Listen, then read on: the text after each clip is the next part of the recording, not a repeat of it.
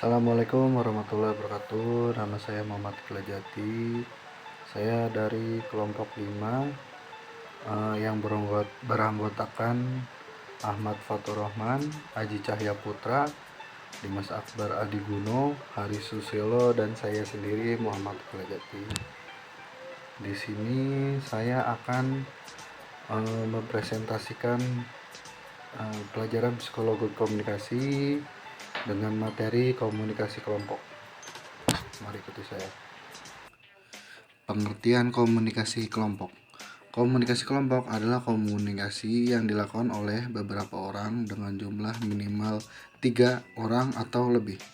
Dalam komunikasi kelompok, tiap peserta akan berinteraksi satu sama lain untuk mencapai tujuan bersama.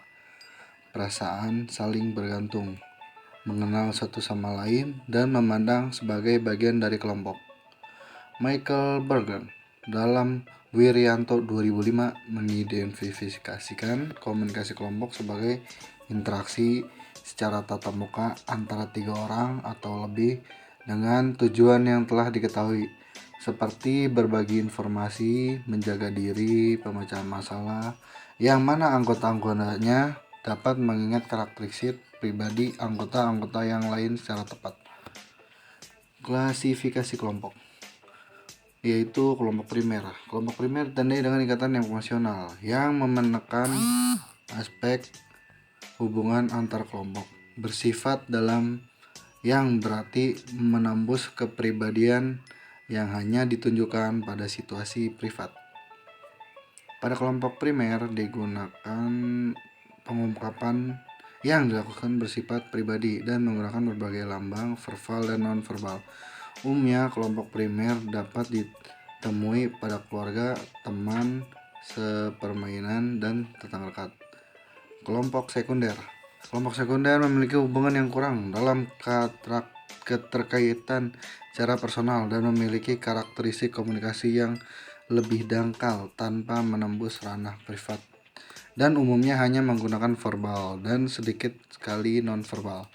Umumnya dapat dijumpai pada serikat buruh, fakultas, dan organisasi massa. Bentuk komunikasi. Komunikasi kelompok kecil.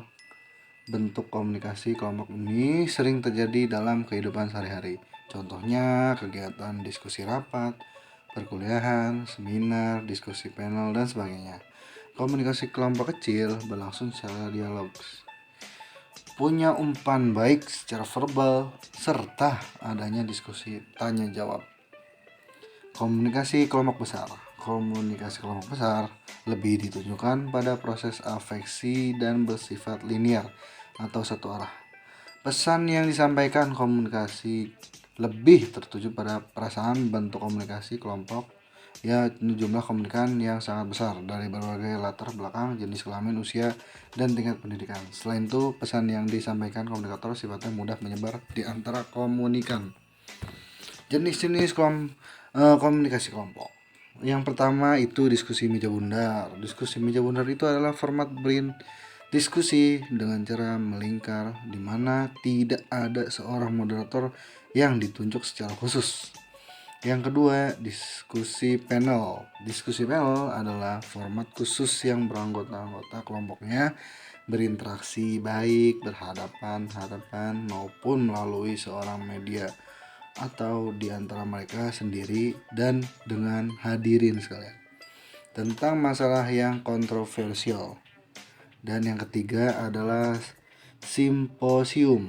Simposium itu adalah serangkaian pidato pendek yang menyajikan berbagai aspek dari sebuah topik atau posisi yang pro dan kontra terhadap masalah yang kontroversial dalam format diskusi yang sudah direncanakan sebelumnya. Jenis-jenis komunikasi kelompok antara lain juga adalah forum ceramah.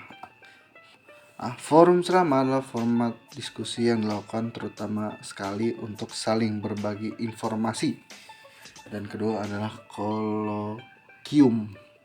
Kolokium adalah sejenis format diskusi yang memberikan kesempatan pada wakil-wakil khalayak untuk mengajukan pertanyaan yang sudah dipersiapkan kepada seorang atau beberapa orang ahli. Dan yang terakhir adalah Prosedur parlementer. Prosedur parlementer adalah format diskusi yang secara ketat mengatur peserta diskusi yang besar pada periode waktu yang tertentu ketika sejumlah keputusan harus dibuat.